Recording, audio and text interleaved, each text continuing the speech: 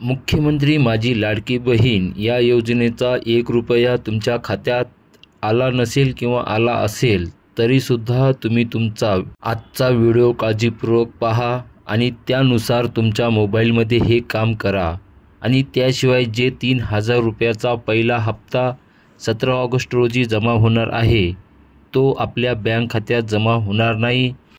तुम्ही एक काम लवकर केलं तर 17 तारखेला तुमच्या बँक खात्यात जमा झालेले तुम्हाला दिसून येतील।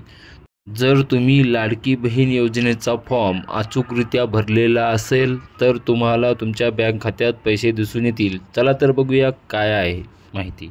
UDI गव्हर्नमेंट इन या वेबसाईटवर जायचे आहे आणि त्यानंतर तुम्हाला लॉग इन या पर्यायावर क्लिक करायचे आहे आणि नंतर तुम्हाला तुमचा आधार नंबर टाकून आणि खालील कॅप्चा कोड टाकून लॉग इन विथ OTP साठी क्लिक करायचा आहे।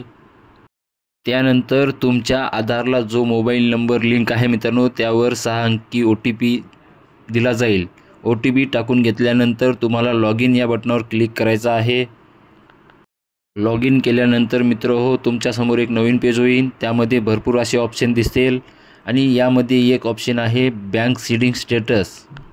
मित्रांनो बँक सीडिंग स्टेटस या ऑप्शनवर क्लिक करून तुम्ही अशा प्रकारे पाहू शकता की तुमच्या बँकेचे शेवटचे जे आधारचे 4 अंक आहेत ते तुम्हाला तिथे दाखवले जाईल आणि तुमच्या आधारला कोणती बँक लिंक आहे हे देखील दाखवले जाईल आणि सीडिंग स्टेटस ॲक्टिव्ह आहे का इनॲक्टिव्ह आहे हे बी दिसेल आणि तुम्ही बँकला आधार लिंक कधी केलं होतं तेही अपडेट दिसेल। आणि हे काम तुम्हाला करायचं आहे तरच तुम्हाला लाडकी बहीण योजनेचे पैसे तुमच्या खात्यावर जमा होतील अन्यथा होणार नाही।